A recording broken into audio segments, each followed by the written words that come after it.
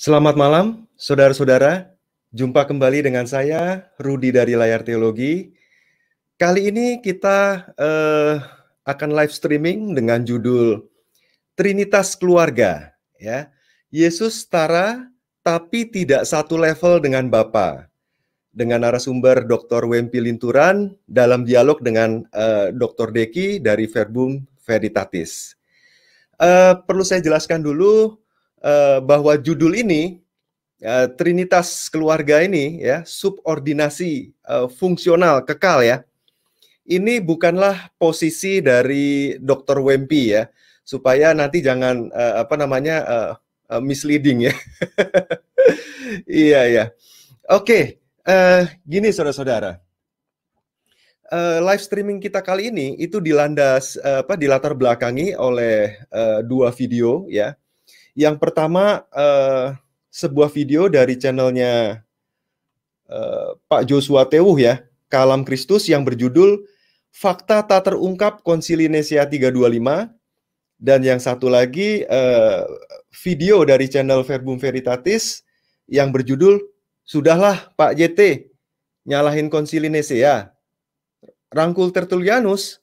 Nah, ya, jadi kalau saudara belum menonton dua video itu, kalau nanti saudara ada yang kurang jelas, ya saudara harus menonton kedua video itu. Karena live streaming kita kali ini berlandaskan atau berlatar belakang dari dua video itu, ya saudara-saudara ya.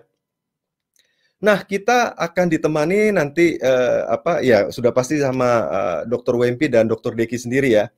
Nah, sekarang saya memberikan suatu pengantar sedikit ya saudara-saudara, bahwa kali ini kita ada di dalam ruang diskusi intelektual saudara-saudara ya, untuk sharing pengetahuan atau pemahaman iman kita ya. Kita sharing gitu. Kita ingin berbagi gitu ya secara intelektual. Di sini bukan berdebat ya saudara-saudara ya, karena kalau berdebat kita akan mempertahankan tesis masing-masing ya terhadap lawan debat kita. Jadi kita ini ingin berdiskusi supaya wawasan atau cakrawala pengetahuan kita ya, pengetahuan iman kita itu semakin luas, semakin berkembang ya saudara-saudara ya. Oke, pokok diskusi kita itu adalah tentang Trinitas ya. Itu berkaitan dengan Trinitas Ortodoksi Nisea ya. Kita bisa sebut yang klasik lah gitu ya.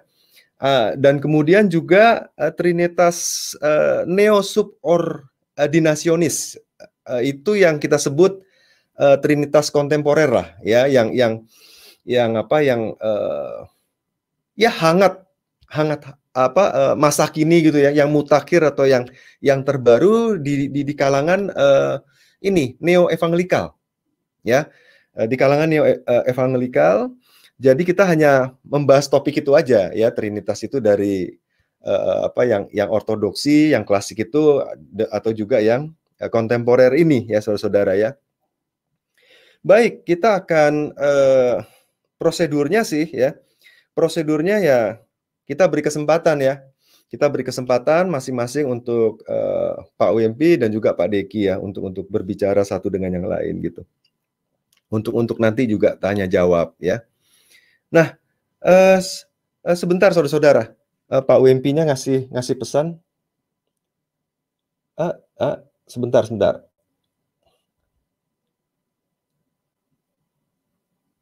Oh, waduh, sebentar. Itu di mana ya? Kemarin Pak Wempi ini ngasih presentasi ya, bahan presentasi. Tapi saya taruh di mana ya? Wah, kenapa saya lupa nih? Sebentar. Download ya. Download. Oke, ini ketemu nih. Oke, ketemu. Saya nggak tahu Pak Wempi mau butuh yang apa ya? Yang presentasi yang mana ini? Sebentar. Oh, mungkin ini ya, PowerPoint ya. Oke, PowerPoint-nya saya taruh sini dulu.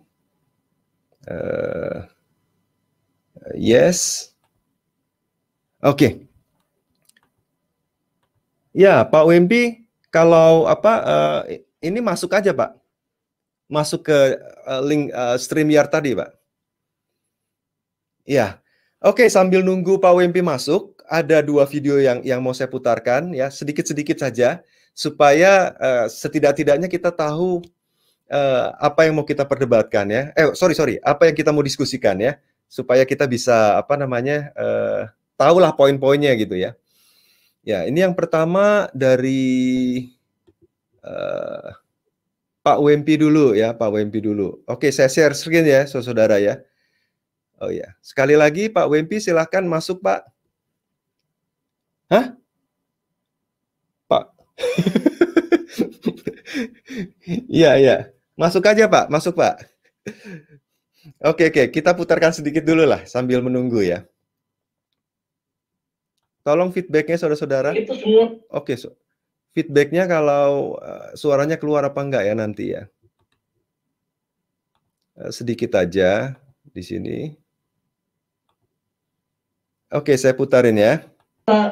Kalau saya mendengar dan menonton akan uraian-uraian dari yang saya sebut dengan hormat Pendeta Esra Suru dan kolega saya Emi.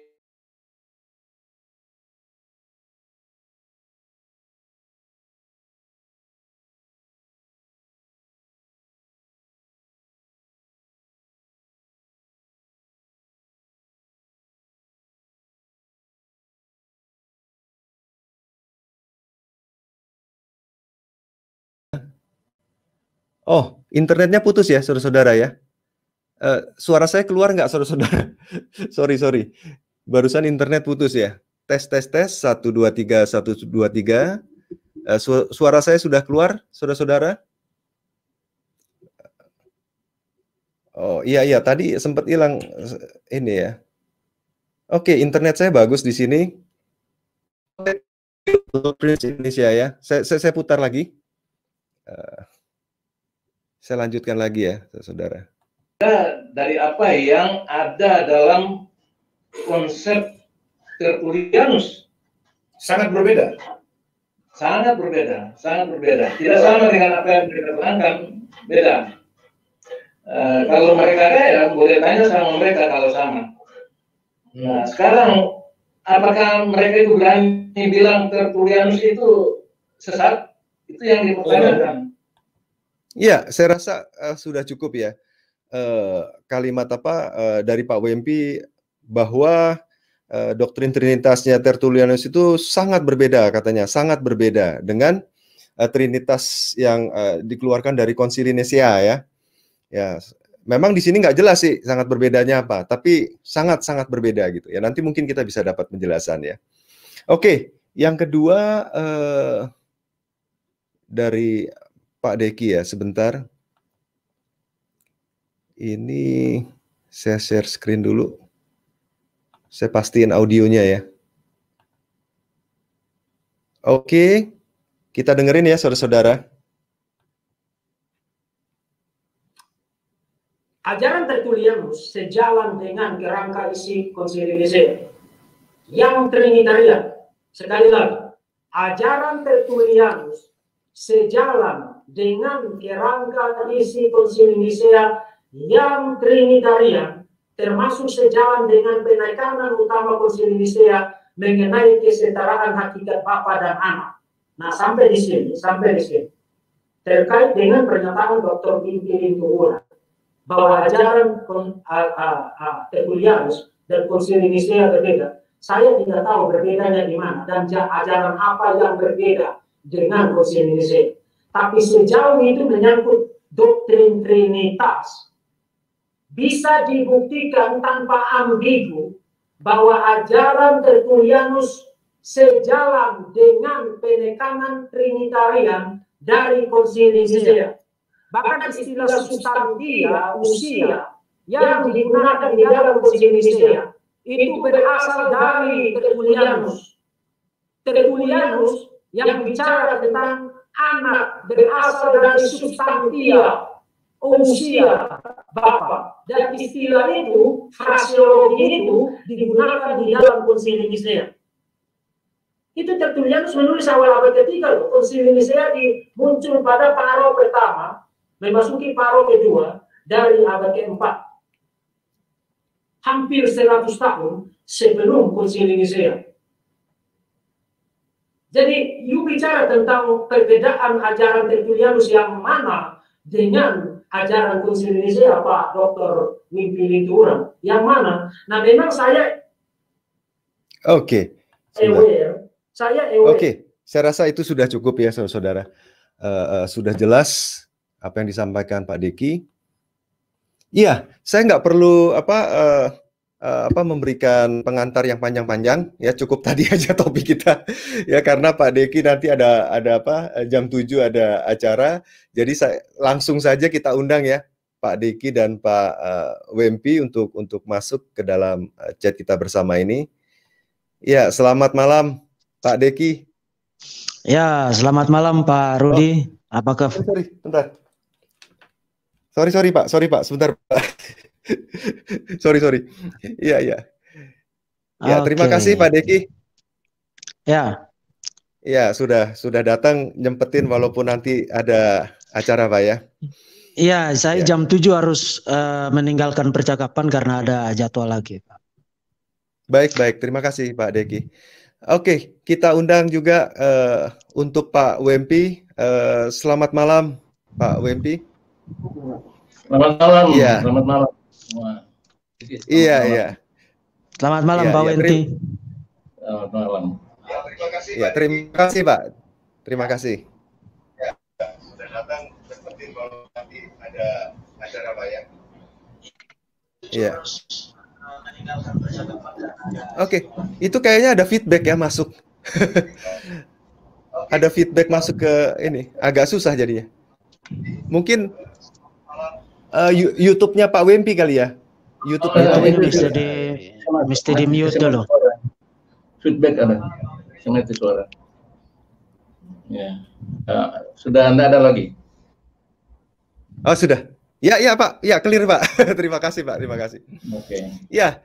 Jadi seperti yang tadi saya sampaikan ya, ada kesempatan untuk kita nggak usah terlalu kaku di sini saudara-saudara ya. Ada kesempatan untuk Pak Wempi berbicara, ya juga demikian juga Pak Deki. Nanti kita tanya jawab santai saja ya. Yang penting ada suatu pemahaman yang semakin meluas dan semakin mendalam di sini. Ya. Nah, berkaitan dengan videonya Pak Wempi ya di channel Pak Joshua Tewu itu ya. Ini ada yang mau diklarifikasi sama Pak Wempi, kita dengarkan. Kemudian setelah klarifikasi langsung dilanjutkan aja Pak presentasinya. Mungkin 15 atau 20 menit ya Pak Wempi ya. Oke. Silahkan Pak. Baik, silahkan Pak Wempi.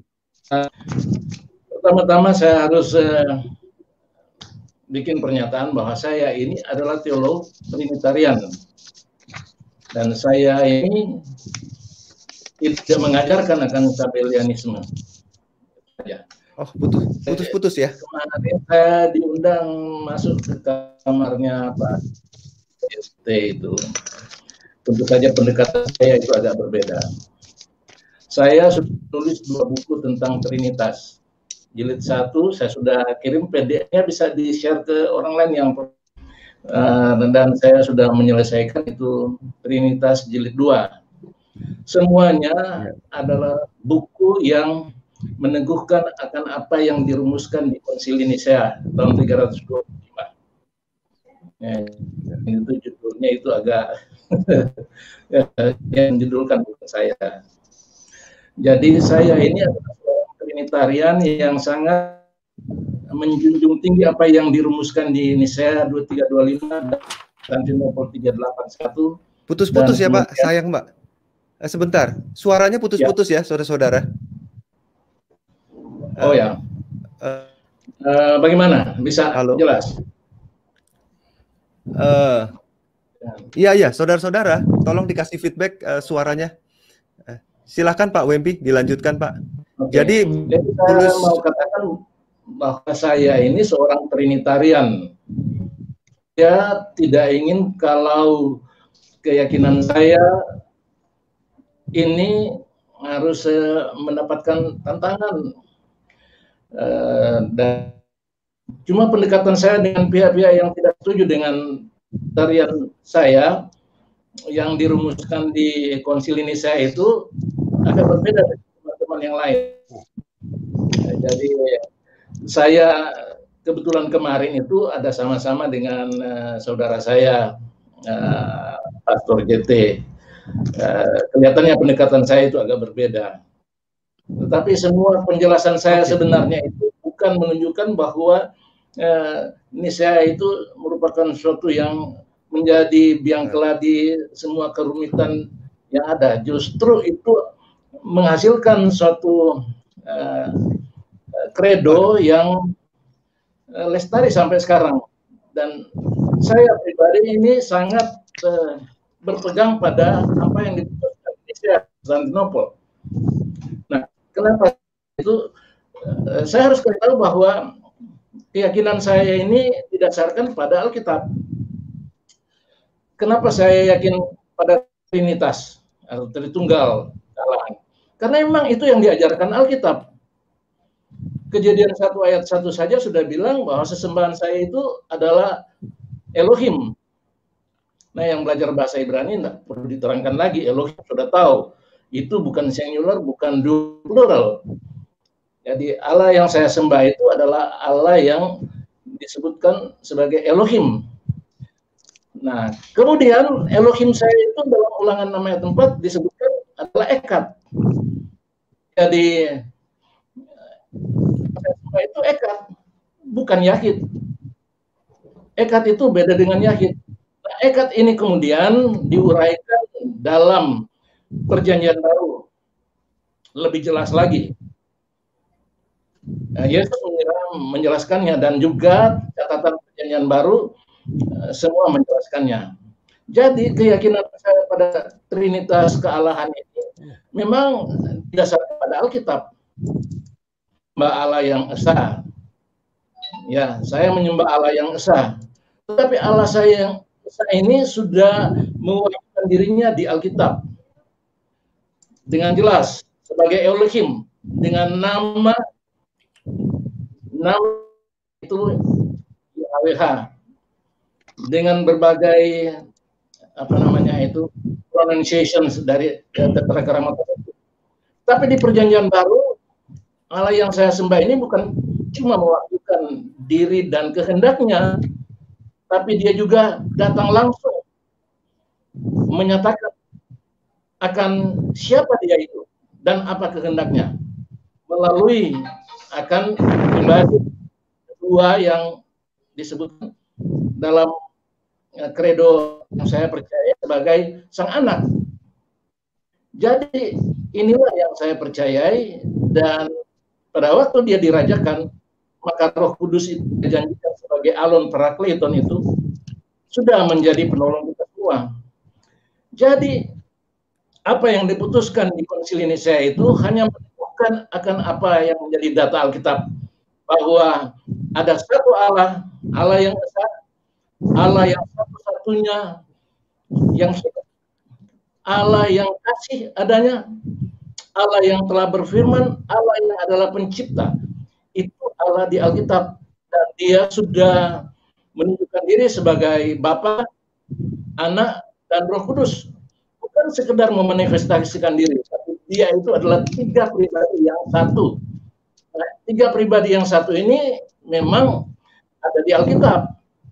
Di Perjanjian Baru, dalam benediction Paulus, dia selalu menunjukkan itu. Kasih karunia Tuhan Yesus Kristus, kasih Allah dan persekutuan Roh Kudus.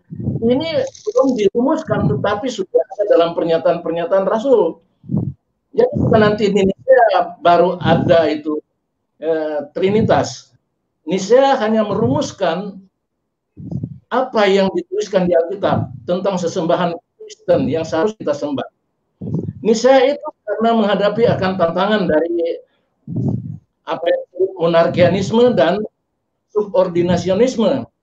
Nah, waktu lalu tentu saja saya sudah dengar Pak katakan mengenai Tertullianus. Tertullianus itu memang berbeda dengan Konsili Nicea. Kenapa? Dia memang menyerang modalisme, menyerang modalisme. Ya, itu Praxeas itu dia serang betul. Dia mengajarkan pengajaran ini betul. Tapi dalam apa yang dia sampaikan itu kita kesan bahwa memang ada subordinasionisme di sana. Bukan subordinasionisme ontologis. Suaranya putus-putus ya? Itu. Jadi sesudah dia ada Origenes dan kemudian Arius. Ini orang-orang yang berbeda dengan Tertullian karena mereka mengajarkan adanya subordinasi ontologis. Arius yang menyebabkan konsili diundang untuk diadakan.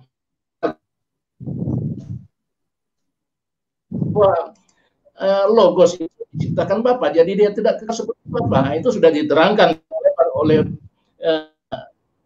Peki kemarin itu. Saya sudah dengar semua dari awal sampai akhir.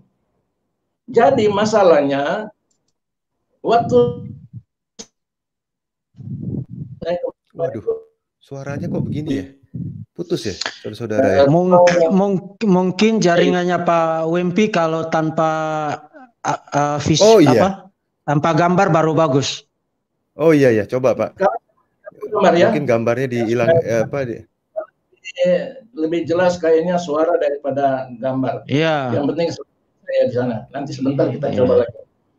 Oke, bisa sekarang. Oh iya ya. Tapi yang saya sampaikan jelas kan.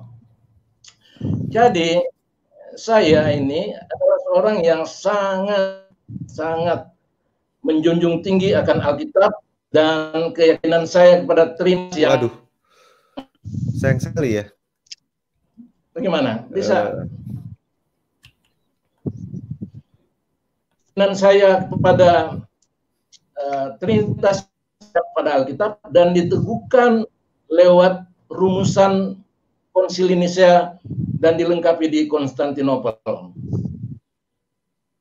Di buku. Bukan hanya ada dalam buku saya.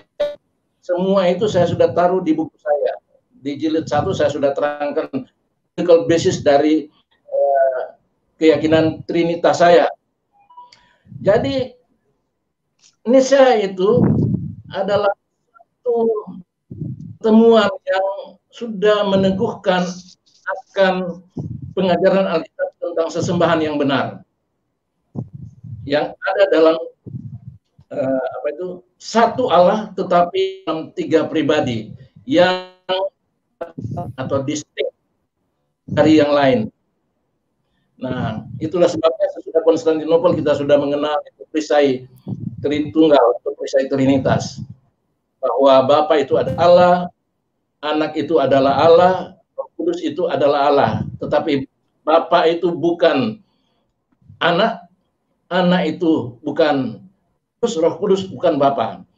Tapi Bapa dapat dibedakan dari Anak, Anak dapat dibedakan dari Roh Kudus dapat dibedakan dari Bapa. Ini semua merupakan satu rumusan yang menunjukkan adanya satu kesetaraan dalam Trinitas, Bapa, Anak, dan Roh Kudus. Kedua, menunjukkan adanya satu kesetaraan dalam kuasa atau otoritas. Iya. Dan sayang banget ya. Saya kok dengarnya sering putus-putus ya. Iya. Jelek ya. Oke. Ada juga kesetaraan dalam putus lagi ya. Nggak jelas ya, saudara-saudara ya, suaranya Pak Wempi ya. Kalau saya bicara begini Wempi, bisa. Suaranya putus-putus Pak. Saudara ada yang bisa ngasih feedback gitu? Kalau sekarang halo Pak Wempi. Pak Wempi suaranya hilang ya? Wah, saya cek internet saya bagus ini di sini.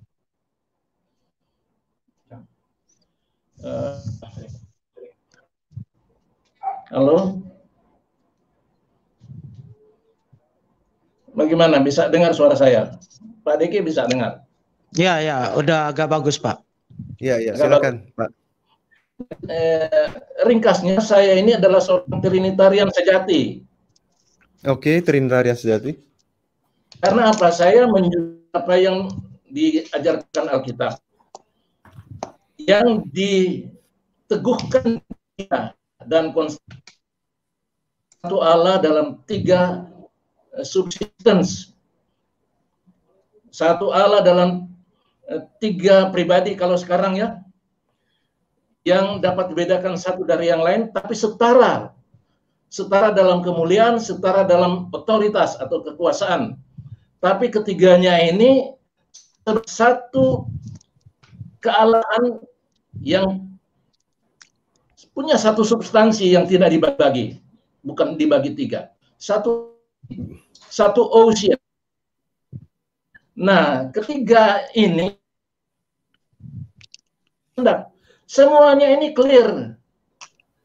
Jadi secara ontologis ketiganya ini sama, setara.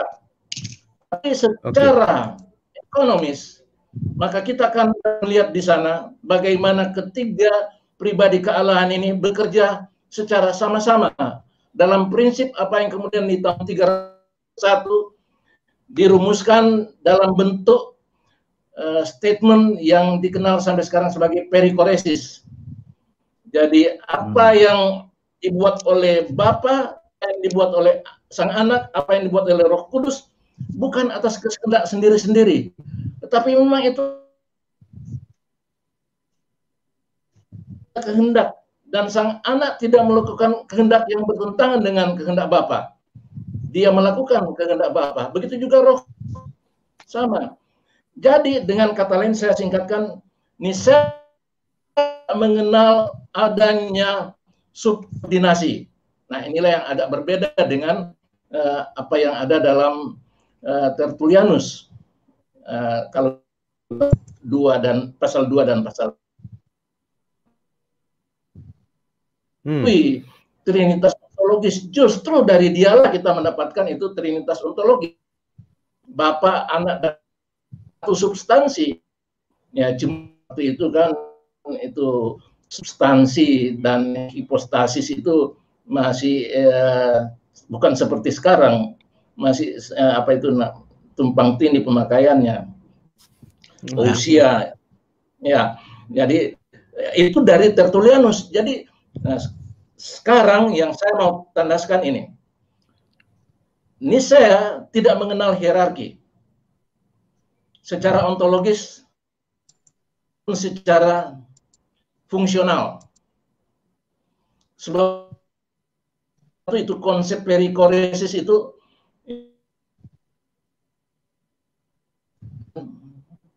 kenapa ada masalah? Karena memang kita tidak bisa mengatakan Tertullianus itu sesat. Walaupun dia mengatakan memang ada monark. Itu ini disalah mengerti oleh monarkianisme. Monark itu dia menunjukkan bahwa Bapa itu otoriter. Tapi monarkianisme itu tidak mengakui 3 pribadi. Tapi Tertullianus jelas-jelas mengakui adanya 3 pribadi kealahan. Kemudian ada subordinasi. Nah, ini beda dengan yang diputuskan di Konsili Nicea. Tapi secara ontologis Nicea dan Tertullianus tidak ada masalah. Itu sama seperti yang kita semua percaya. Kalau semua yang Trinity. Nah, ilustrasi yang dia berikan itu yang seringkali salah dimengerti. Seperti ilustrasinya dia memakai itu sumber air atau mata air. Itu Bapa itu mata air itu monark. Mata air itu mengalirkan airnya. Nah, dia coba menggambarkan Trinitas seperti itu. Maksudnya semua punya satu sumber. Alir semuanya itu air sama. Ilustrasi kedua juga tentang matahari. Itu sinarnya panas. Bapa itu adalah sumber. Tapi kemudian dari situlah berkembang akan teologi-teologi yang menyimpang. Nah, itu diluruskan di Nisea dan Konstantinopel. Itulah sebabnya kita mengenal adanya monarkia, bukan lagi monark. Monarkia. Dan Trinitas itulah yang monarkia itu. Sumber itu bukan dari satu pribadi, tapi dari ketiganya. Nah, ini belum dibahas di Indonesia, tapi nanti di Konstantinopel. Ya. Baik, Pak Wempi. Ya. Mungkin untuk sekarang mungkin kita gantian dulu dengan Pak Deki. Ya, nanti bisa disambung lagi Pak dengan Trinitas subordinasi fungsional kekalnya, Pak. Komentar dari Pak Deki sesudah saya terangkan tadi, ada beda atau tidak dengan yang dia yakini? Oke. Silahkan Pak Deki, waktu dan kesempatannya, Pak. Ya, tadi terima kasih Pak Wempi. Saya sebenarnya tidak terlalu jelas dengar keseluruhan isi pemaparan Pak Wempi, tapi secara garis besar saya mengerti bahwa pertama Pak Wempi menegaskan beliau adalah teolog Trinitarian dan memegang teguh iman pengakuan iman yang dirumuskan di dalam Konsili Nisea dan Konsili Nisea Konstantinopel 381. Dan dengan demikian saya mengaminkan itu bersama dengan Dr. Wempi. Ya, saya mengaminkan itu. Video reaksi saya supaya kita tidak membuat isu diskusi ini seakan-akan ini Trinitarian versus non-Trinitarian. Sebenarnya waktu saya membuat video reaksi itu saya buat berdasarkan pernyataan Dr. Wempi bahwa Tertullianus mengajarkan ajaran yang sangat berbeda dari isi rumusan Konsili Nisea. Itu kata-kata dari Dr. Wempi sendiri yang ada di video. Dan itu sebabnya saya, karena mengemukakan pernyataan yang demikian kepada seorang penganut Sabellian, Joshua Theo, itu akan terdengar di telinga dia sebagai sebuah dukungan bahwa ternyata bapak-bapak gereja juga tidak seragam dalam hal bicara tentang Tritunggal yang ontologis. Itu sebabnya kalau Pak Wempi tidak lupa, beliau Pak Yosua waktu itu mengajukan pertanyaan kepada Pak Wempi, apakah Tertullianus sesat? Karena beliau sudah sangat merasa mendapatkan angin segar dari pernyataan Dr. Wempi bahwa ajaran Tertullianus sangat berbeda dari isi rumusan pengakuan iman Nisea. Dan itulah yang saya luruskan, bahwa perbedaan itu bukan pada level ontologis. Karena kalau orang mau bicara tentang hierarki di dalam pemikiran Tertullianus antara Bapa, Anak, dan Roh Kudus, hierarki itu tidak mengimplikasikan inferioritas ontologis.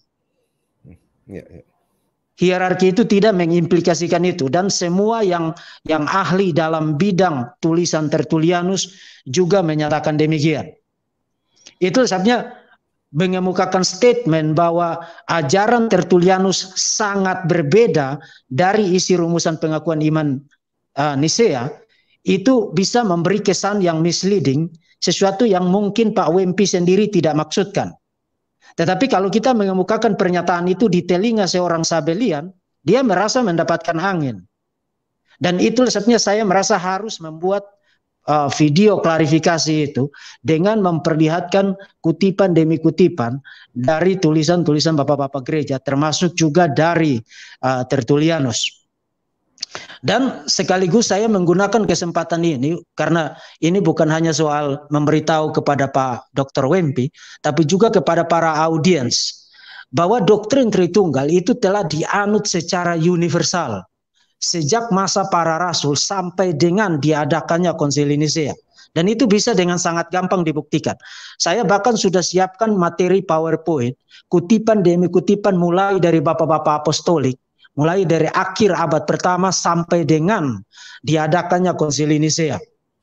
Dan itu sebabnya di dalam presentasi saya menanggapi pernyataan Dr. Wempi, saya juga perlihatkan kutipan dari Philip Skeff ahli sejarah gereja yang menyatakan bahwa gereja selalu percaya akan doktrin Tritunggal.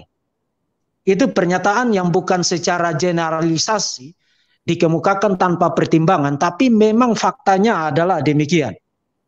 Dan itu sebenarnya saya yakin Dr. Wempi juga aware tentang pertanyaan dari Athanasius di dalam Konsili Nisea kepada para bishop yang menganut Arianisme. Berapa banyak bapak gereja yang bisa kalian kutip untuk mendukung ajaran sesat kalian? Tidak ada. Termasuk Tertullianus juga waktu berhadapan dengan ajaran Praxeas, bahkan ada ahli yang menduga kemungkinan Praxeas adalah Sabellius, meskipun tidak bisa dipastikan. Tapi terindikasi dari pernyataan Tertullianus bahwa ajaran Praxeas adalah ajaran yang novel, yang baru, dan begitu muncul langsung dikenali sebagai ajaran sesat. Nah, kenapa gereja langsung mengenali itu sebagai ajaran sesat? Karena gereja telah mengimani ajaran Trinitarian ini secara universal. Dan bahkan saya sudah perlihatkan, Tertullianus menyebut itu sebagai Katolik doktrin, doktrin yang am. Nah, itu baru akhir abad kedua memasuki awal abad ketiga.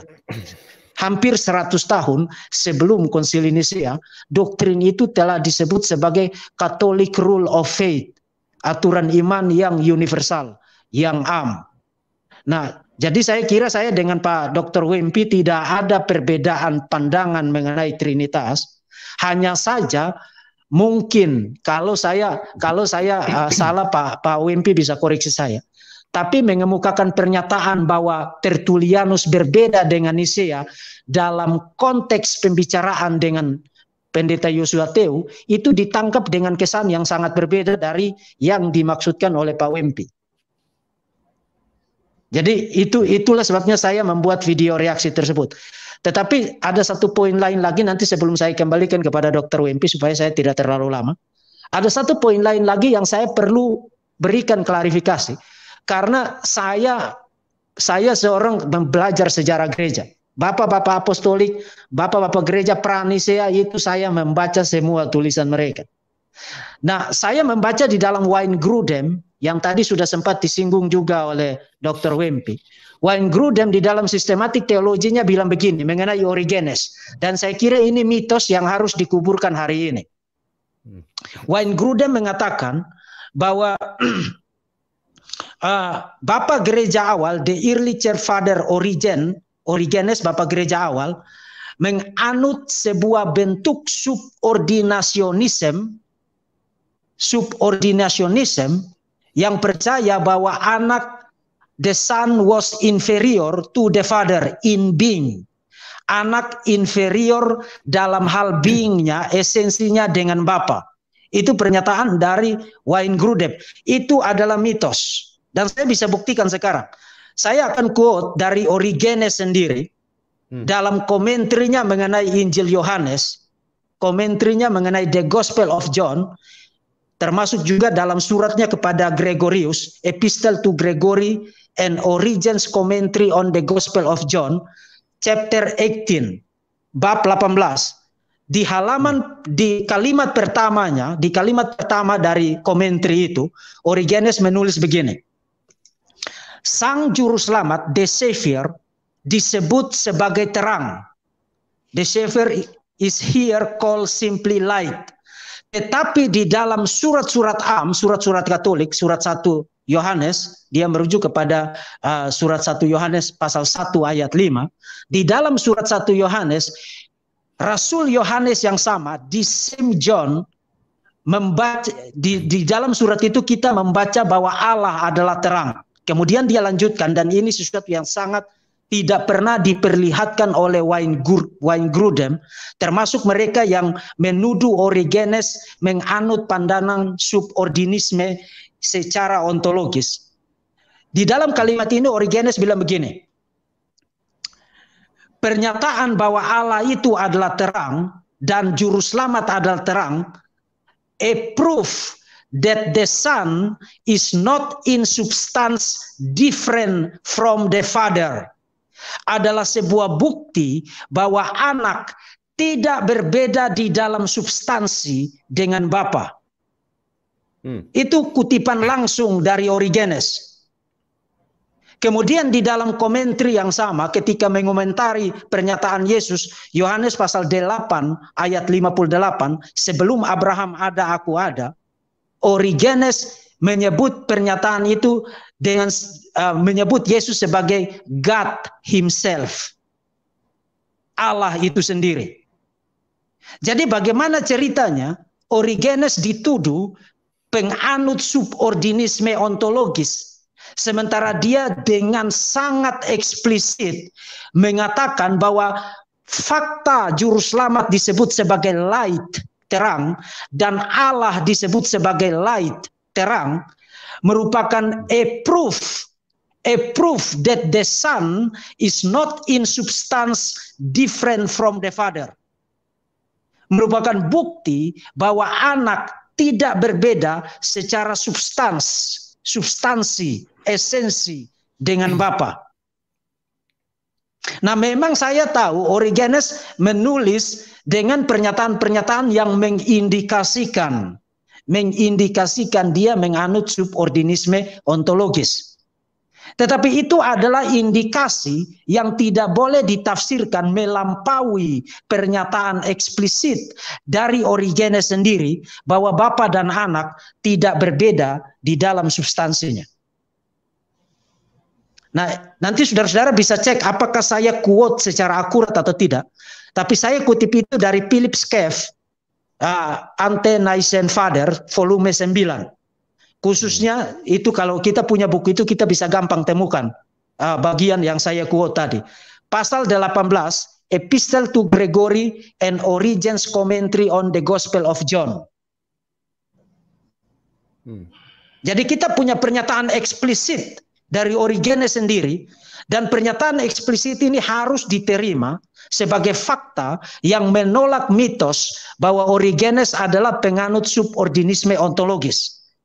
Jadi kalau orang mau menghubungkan Origenes sebagai cikal bakal dari ajaran Arianisme, mereka harus berhati-hati.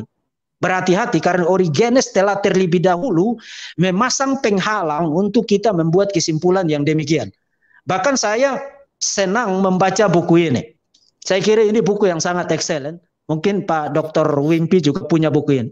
Dan di dalam buku ini, Robert Latham juga memperlihatkan setidaknya belasan perbedaan antara kategori subordinismenya Origenes dengan subordinismenya yang diajarkan oleh Arius.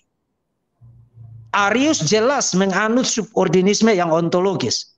Karena dia percaya bahwa esensi Yesus itu berbeda, lebih rendah, lesser God dibandingkan dengan esensi Bapa. Origenes tidak percaya begitu.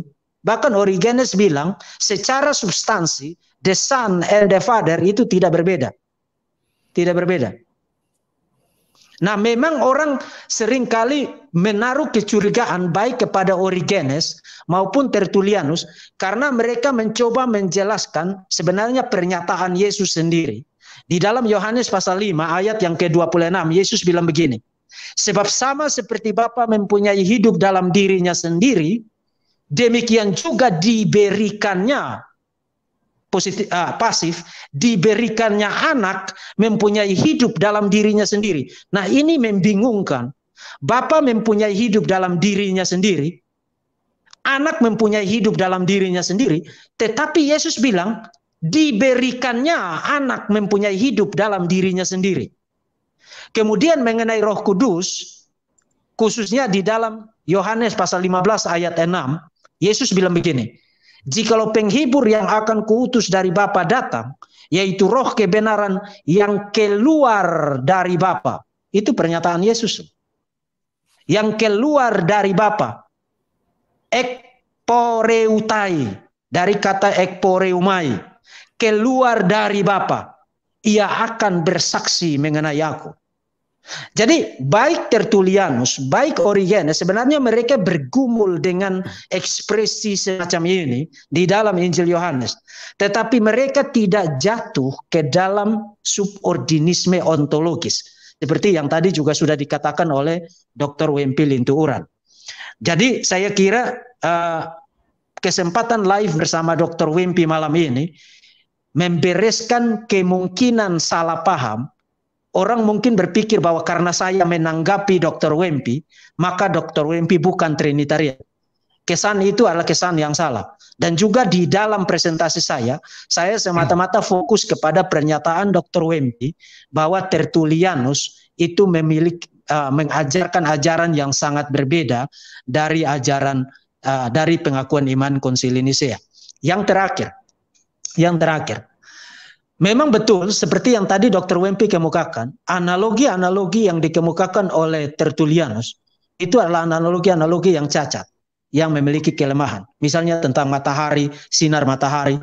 Itu analogi-analogi yang berbahaya untuk digunakan untuk menjelaskan tentang Tritunggal. Tetapi poinnya itu begini. Orang bisa mengajarkan ajaran yang benar, tetapi mencoba menjelaskan itu dengan menggunakan analogi yang salah. Itu bisa saja. Menggunakan analogi yang salah tidak berarti ajarannya salah. Sebab saya bisa menggunakan contoh yang tidak mewakili maksud saya, tetapi itu tidak berarti bahwa saya mengajarkan sesuatu yang salah. Jadi saya ingin kita berhati-hati menarik kesimpulan bahwa karena memang Dr. Wempi tidak bilang begitu. Saya tidak bilang bahwa Dr. Wempi menarik kesimpulan itu. Tapi saya sekarang sedang mencegah orang yang mendengarkan presentasi kita malam ini, karena mendengar bahwa Tertullianus menggunakan analogi-analogi yang lemah, maka mungkin mereka berpikir karena analoginya lemah, maka ajarannya lemah. Tidak. Orang bisa mengajarkan sesuatu yang benar, kemudian memberi contoh yang salah, yang tidak dimaksudkan atau tidak mewakili ajaran yang dia ajarkan. Jadi saya kira itu yang perlu saya sampaikan sebagai respons terhadap pernyataan dari Dr. Wempi Lintuuran, sehingga kita sama-sama jelas posisi kita. Yang jelas saya mengaminkan iman Trinitarian yang diimani oleh Dr. Wempi Lintuuran. Maaf saya salah sebut. Dan akhirnya saya hanya mau titip satu pertanyaan untuk Dr. Wempi Lintuuran. Sebagai seorang Trinitarian, saya seorang Trinitarian, apakah Dr. Lintuuran percaya bahwa doktrin Tritunggal merupakan doktrin inti, merupakan, kalau saya quote dari Herman Bavinck, merupakan heartbeat, denyut jantung dari iman Kristen? Apakah Dr. Wempi setuju dengan pernyataan itu? Terima kasih. Kita bisa langsung ya. Ya, silakan Pak, silakan Pak. Kita di gereja saya, kita punya 28 doktrin sebagai asas. Trinitas itu ada pada nomor 2, 3, 4, dan 5. Bahwa kami percaya pada Trinitas seperti yang disebutkan di Konsili Nisea. Dan kita percaya. Kemudian yang keempat, yang ketiga, Sang Anak itu adalah Allah, dan kemudian yang terakhir itu Roh Kudus adalah Allah. Ketiganya ini adalah satu dalam apa yang pertama tentunya kita taruh Alkitab itu. Karena semua doktrin ini didasarkan yang saya sebutkan tadi, doktrin saya tentang Trinitas itu itu hanya meneruskan apa yang sudah diwahyukan Tuhan di Alkitab dan mereka percayai.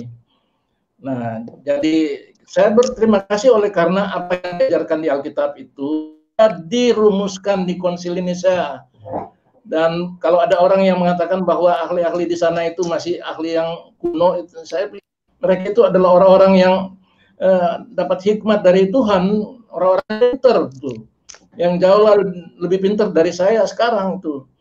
Nah, mereka itu sudah merumuskan doktrin yang memang agak sulit itu. Karena apa? Kristen ini tadinya dianggap bidat, karena bidat dari agama Yahudi. Agama Yahudi ini tidak percaya Trinitas. Sangat percaya kepada oneness of God, walaupun berbeda dengan oneness Pentecostalism. Nah, itulah sebabnya sebelum Konsili Nisea, kenapa orang muncul dengan pemahaman modalistik, Mormonism dan dynamic modalism? Oleh karena ya belum dirumus. Kita bilang bersyukur kepada Arius, tapi karena ulahnya yang menganggap cuma diciptakan, sehingga terjadilah Konsili Nisea dan kita mendapatkan satu pengajaran atau satu rumusan yang meneguhkan akan ajaran Alkitab. Jadi saya senang malam ini intinya kita lihat bahwa sebenarnya Tertullian itu dia belum berkembang penuh. Kita tidak bisa mengatakan dia sesat. Tapi karena dia mati-matian menyerang ini modalisme, menyerang Praksias. Tapi dalam penjelasannya dengan ilustrasi-ilustrasinya terus dikelompokkan sebagai penganut subordinasi. Jadi itulah, jangan heran kalau Wayne Grudem memberikan reaksi seperti itu, termasuk untuk Origen, karena Wayne Grudem itu memang penganut fungsional dan sudah lebih jauh lagi dari Nisea, oleh karena mengajarkan ini subordinasi kekal sang anak.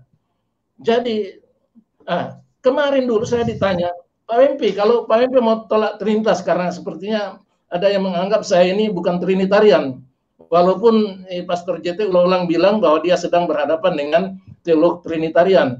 Kalau Pak Wempi mau tolak Trinitas, apakah Pak Wempi mau tolak Trinitas? Karena ada perbedaan antara Trinitas Tertullianus dengan Trinitas Nisea.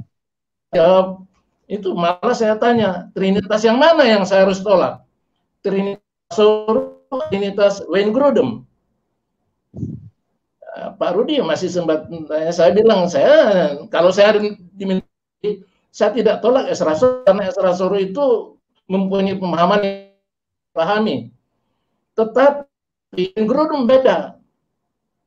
Walaupun textbooknya itu sudah jutaan eksemplar tersebar di seluruh dunia, tapi yang itu sudah jauh berbeda dari apa yang dirumuskan di Nisea. Jadi saya tidak heran kalau dia memberikan komentar tentang Origen, karena memang itu dasarnya ada di sana yang dia ajarkan. Nah, kita harus baca semua komentar. Jadi kenapa kemarin dulu saya katakan masalah kita sebenarnya kalau dengan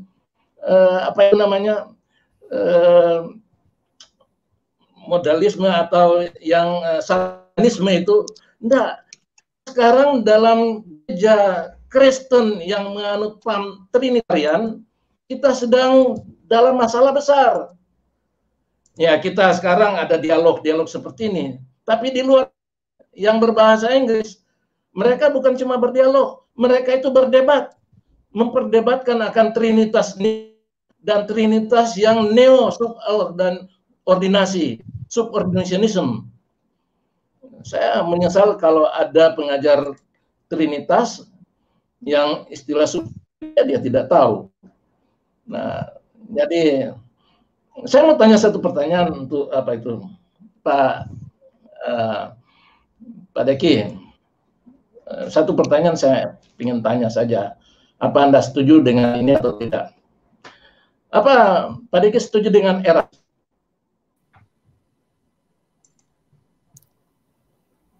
Bisa dengar pertanyaan saya? Tidak, Pak, saya tidak dengar.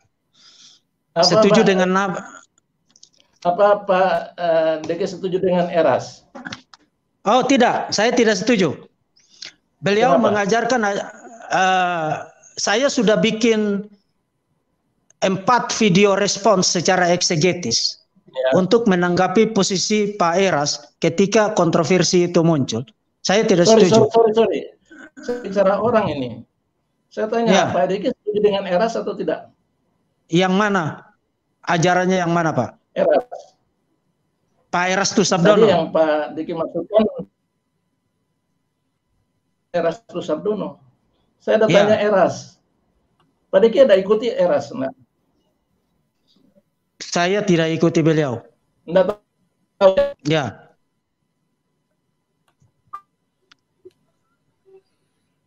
Pak Wembi mungkin videonya kita yang mengajar tentang Trinitas Nisea harus lebih mendalam apa yang sedang terjadi. Oh, suaranya ya. Suaranya putus-putus ya, saudara-saudara ya. Nah, bagaimana? Bisa dengar kalau saya menjauh? Iya, iya. Halo? Bisa? Pak Saya matikan Pak dulu Rudi. videonya ya. Matikan dulu videonya. Iya. Pak Rudi. Ya. Iya, iya, Pak Diki gimana, Pak? Saya 6 menit lagi saya harus tinggalkan room karena saya ada jadwal lagi. Jadi Iya, iya. Ya, saya hanya meminta Iya, Pak Deki. Terima kasih Halo. banget Pak Deki. Ya, Pak Deki. Iya. Terima kasih banget hadirnya dan juga sharing ilmunya tadi tuh. Itu mantap Iya. sekali. Oke. Terima kasih Pak. Nanti Terima kita kasih. nanti kita atur waktu lagi untuk bincang-bincang lagi. Mungkin nanti saya sebelum saya leave, nanti saya bisa minta nomor Pak Wimpi Linturan untuk saya bisa ajak bincang-bincang juga di channel saya nanti. Iya, iya Pak. Iya Pak. Oke. Nanti Begini. Saya hanya mau kasih tahu dulu untuk diluruskan, jangan salah paham. Nanti Pak dengar saya jadi tidak enak. Iya, iya, iya. Mengajar Indonesia harus tahu itu eras itu apa. Oke. Yang Pak Wimpi tentang prioritas. Ya, Pak Wimpi. Ya.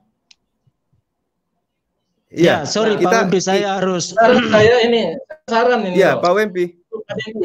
Pak Deki harus ini Pak.